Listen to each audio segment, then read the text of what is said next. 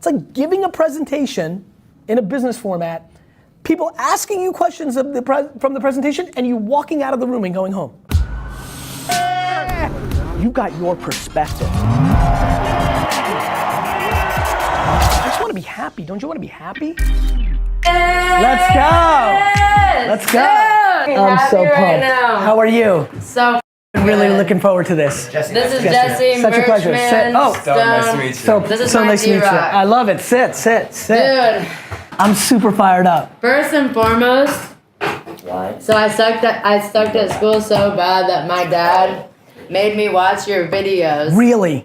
Only 11 people. Oh my God. There's only 11 that were worse than me. I want to find those 11 people. That was me right there, man. That was I get it. He made you watch. He made me watch your videos. Like I went to Taco Bell. Because he was smart enough to know that. Yes. I love so good. He just knew like I wasn't gonna get it and it wasn't gonna happen. Like I was never gonna go to college and that just wasn't gonna work.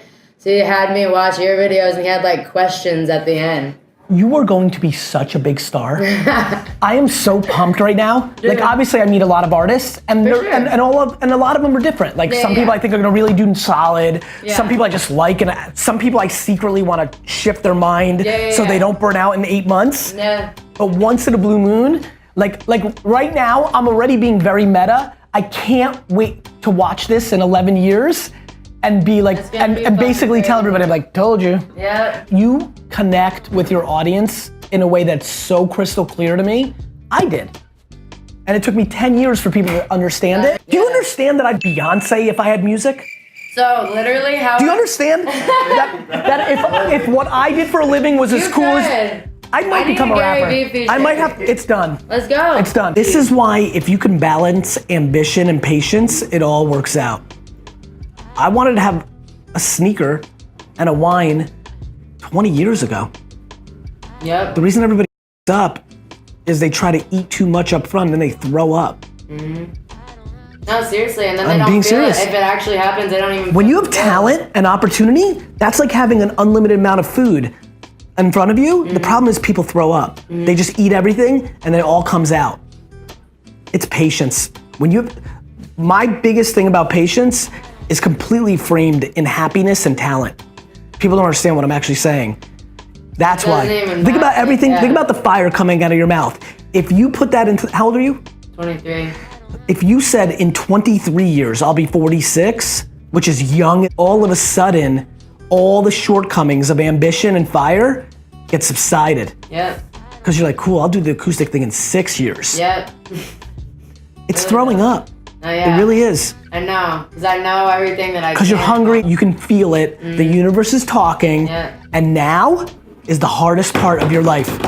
All the other you did was easy. Yeah. I mean it. No, as crazy as it sounds. And I can't wait to conquer it. I get it. And honestly, it's not any of the cliches like the fame and fortune. It's not. No. It's just the patience. Yeah. Guys, yeah! When she's done screaming, I'm telling you right now, out of all my predictions, this one's gonna feel the best. Bring more value than I take, man. For what I wrote, like, I'm just deeply in need of admiration, which manifests in only one way, which is you give more than you take.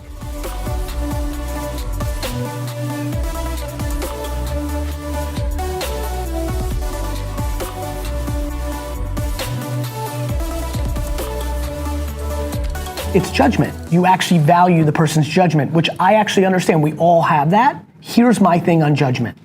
They don't have the context to be able to judge you. The reason, but it's also, here's what's a very important part. What people don't understand about this is the following.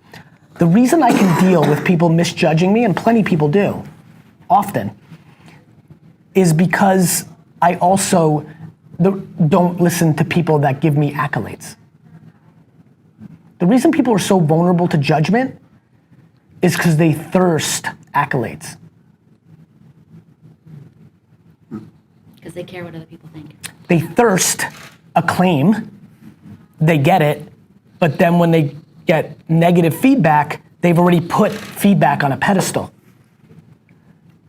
I can't hear either.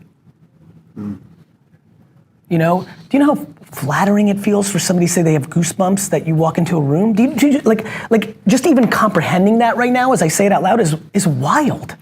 It's so flattering. I don't know what to say. It's just like remarkably flattering. However, how that synthesizes through my body is equal to somebody saying that I'm a snake oil salesman. It's like giving a presentation in a business format, people asking you questions from the presentation, and you walking out of the room and going home. That's what people do every day on Instagram, and then they're baffled why they're not growing. You just posted an hour ago, 8 said something, and you didn't have the humility or foresight to reply to them. You just had the audacity to ask why you didn't get 12 comments. You literally posted something. People literally replied, and you left. Hey everybody, it's GaryVee, Nerdchuck, and this is episode 319 of the Ask GaryVee show, and I'm super excited. We're on an athletic kick here on the Ask GaryVee show. Great show yesterday, and today I have the great pleasure of introducing two incredible women who I've been able to follow. Why don't you introduce yourselves to the Vayner Nation? I'm Jocelyn. I was going to say, can you tell us apart? But I can. Gave it away.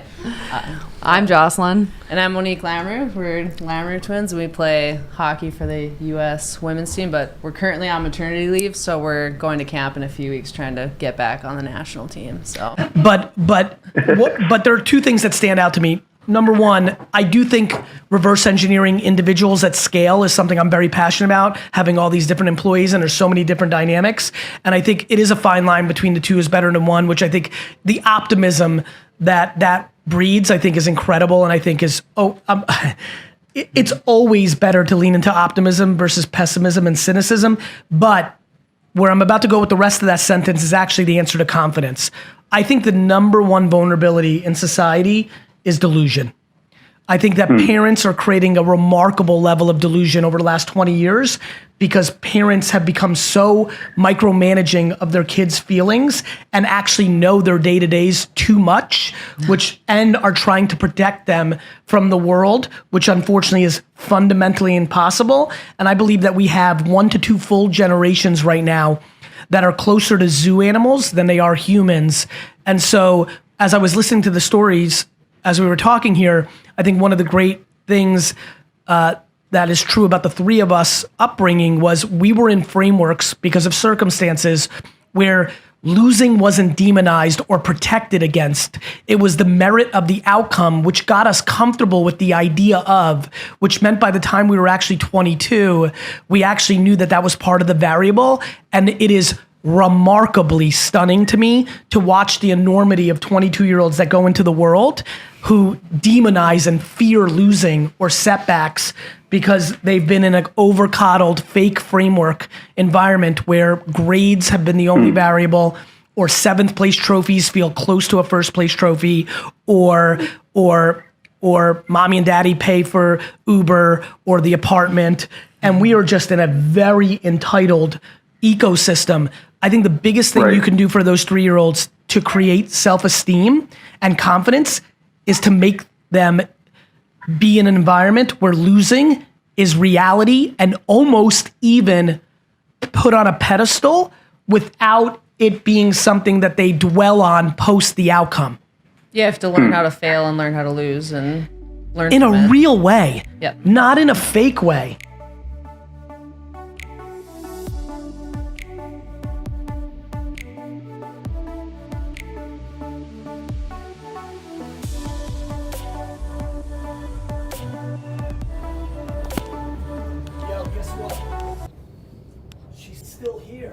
Guys, still here. I'm obsessed with GaryVee.